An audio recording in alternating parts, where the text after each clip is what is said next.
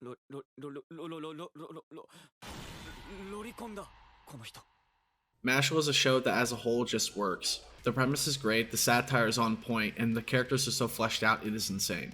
For me, this is one of my favorite shows to come out of the past few years, and I have to say with confidence that it deserves the hype that it gets.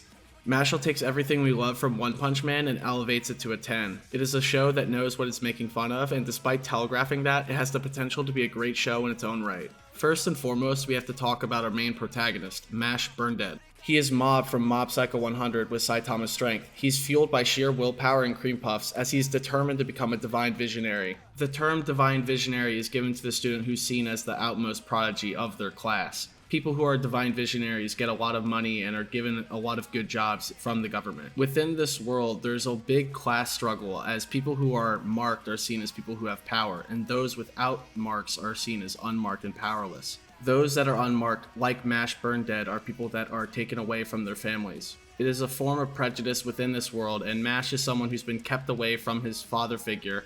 If not, he would be subjected to a kind of cruelty that is persecution and being put into a ghetto. That being said, Mash is someone from the very beginning who is very flawed. He has the same blissful ignorance that Saitama has, while also being his own character. Mash isn't motivated by any selfish need to be the best, but instead from his desire to protect his adoptive father. This is because of a member of the Magic Police, Brad Coleman. Brad Coleman blackmails Mash's father. Brad does this because he wants Mash to become a divine visionary.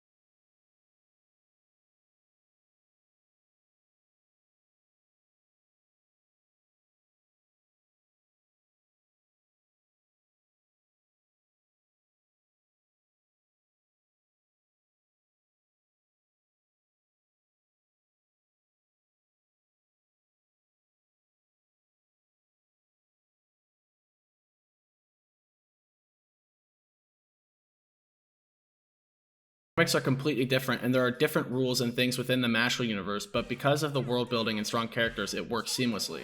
There are times where you point the screen and go, hey wait, that's definitely from Harry Potter, and others where the creator implements completely new ideas into the show. It is these things that help it stay grounded and stand out, as the show needs all three elements to succeed. I say that, but there's one key thing that is really integral to the show. It is the strife of all the other characters within Mashle that makes it so good. As I said earlier, Mashes has a lion's heart, and with it he empathizes with the characters of this universe. Characters such as Lemon, Finn, Lance, Dot, Abel, and Abyss are defined by their failures or trauma. They are also characters who are changed because of Mash. Firstly, there's Lemon, who's a fellow student within the Adler dorm. She is someone who meets Mash during the entrance exam, and she has been tasked with preventing Mash from escaping the maze. A professor has said that they would pass Lemon and give her entry to the school, as her family is poor and she desperately wants to be admitted. So she's being blackmailed into doing this thing. As such, Lemon tries to handcuff Mash in order to try and immobilize him. This backfires, obviously, and Mash leaves her to her own devices. That is until she's attacked by a monster in the maze. Despite being betrayed, Mash comes back and saves her. He then blasts hole after hole in the walls of the maze so that they could beat the clock and pass the exam. The other students see this as unfair and start to chant for Mash to be denied entry into the school, but Lemon sticks up for him this time and explains how the professor made a shady deal with her. She puts her reputation and admittance on the line for Mash, as Mash had saved her in the maze. She also professes her love for Mash, but I don't know, that's beside the point. Mash is then admitted to the school, and we are introduced to our second key character, Finn. Finn is Mash's roommate and has been put up to no good by a bunch of bullies. They bully Finn into making Mash's life hell, specifically by ruining Mash's textbook. This soon backfires as Mash walks in on Finn being beaten up by the bullies. Instead of walking away, he sticks up for Finn. This leads to a confession from Finn about his bullying of Mash, but he does not care. He beats up the bullies who were assaulting Finn. Mash sticks up for his friend, before beating up yet another corrupt school official and the vice principal. Mash and Finn make up, and we see them develop a close bond as friends in the show. He's the Ron to his Harry. Next, there is Lance. He has a little sister who is chronically ill, an illness that will take away her mark and force the parents to turn her into the government. You can see how Mash could empathize with this story, as Lance has a similar problem that he has. This trauma defines Lance and motivates him to become a divine visionary. It is why we as an audience can empathize with Lance after we see his backstory when he attacks Mash and his friends. On top of it all, Lance is seen to have a massive sister complex, but Mash doesn't exactly care for it, instead thinking that he was a lolicon at first. Even after calling a truce with Lance, Mash works in tandem with him, and they start to develop a bond within their House of Adler. We see this ultimately come to a big callback in episode 9 as Lance is fighting with Worth from Lang. This shows how Mash has impacted Lance's thought process and how he's become a better person as a result. There's then Dot, and he's your typical main character in any other shonen, but instead he's been quite literally labeled a side character. This element of having characters who would otherwise work well as main characters within other shows is something that elevates Mashle. The character work is second to none, and I would honestly be invigorated to see a show just with Dot as the main character. Dot is another character defined by his trauma. He is someone who is bullied and in the past didn't know how to stand up for himself. His older sister tells him that his lack of spirit and willingness to fight will only hurt the people he holds dear, specifically when he has a friend. While in the thick of it in the fight with Love Cute, he thinks back to when he was being bullied and mocked in the fight against Lauren and Silva, and how Mash stood up for him. As a result, he becomes invigorated. He's fired up, and that spirit that is within Mash is passed on to Dot. There's another callback to the episode, which is episode 4, and what Mash said then. Dot is the one saying it, and we can see how Mash has made an impact on his life. Speaking of him being fired up, Dot has an ability that is invoked within this fight. You may notice the bandana around his head throughout the entirety of the show. This is so it can set up a big reveal of his ability. That is, when he's motivated by his emotions in a fight, he's unleashing his power. It is a great power scaling concept and works amazingly in episode 10. We watch as Dot uses his rage after years of being mocked and cast aside to stand up for his friends, something that Mash did for him. It is this ability of showing the heart of Mash being passed on to his friends that truly makes this show soar. And I know it is cheesy to say it is the power of friendship, but in Mashle that is somewhat the case, as even the villains are turned into the friends of Mash and their group. There is a reason why the shows on Mashle are labeled as Mash Burnedead and the ...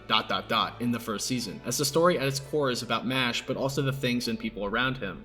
The way he interacts with them shapes how they will be in the future of the show, something that we can take into account for the way that we interact with people on a daily basis. You never know what other people are thinking or their past, and even still, we as humans should be mindful of the struggles that others may have gone through. This is what it means to have empathy. This is even more important as we see how Mash interacts with Abyss like they're a real person. Abyss is a character who was marked by a cursed eye and was left locked in a cell in their parents' basement. Their story is tragic as they were kept away from society. Abyss's own parents tried to murder them, strangling them within that cell. Abyss is treated like garbage, just as people who are unmarked are. Mash hears his story and shows his heart, saying that he will never know that trauma and their pain, but even still, he accepts Abyss. He takes them in, flaws and all. He says he will be their friend, even as the world defines Abyss by their eye. Mash insists that this attitude will never change towards them, and he will stick by their side. He leaves with an important quote, saying that this is how his father raised him. Again, this is what makes the show work. For most people, it's going to be about the surface level comedy and action, but for me, it is this understanding of empathy in the people around him.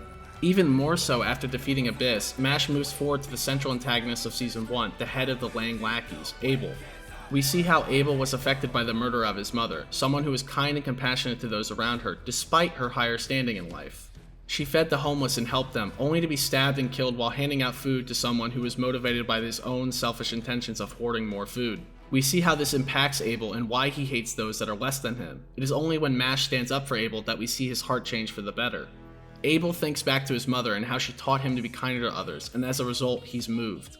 We see how both Abyss and Abel were defined by their trauma and why they were motivated to see their plan through. With all of this in mind, Abel brushes himself up and fights with Mash. They work together to fend off Cell War, and we end the first season with Mash's secret of not having magic come out. Mashle at a glance may just seem like your standard satire of Harry Potter, but on a deeper inspection it is so much more.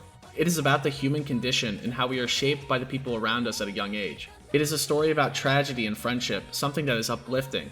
One can only hope that Season 2 succeeds as well, as this story has the potential to be more than just the quote-unquote Harry Potter anime. Even if I already think that it has exceeded expectations and broken that label, there's a lot to expect from the continuation of Mashle. Thank you all for watching. I appreciate all the support on all the videos that have been happening recently. Thank you for 2,000 views on the most recent video, and I'll see you guys later. See ya!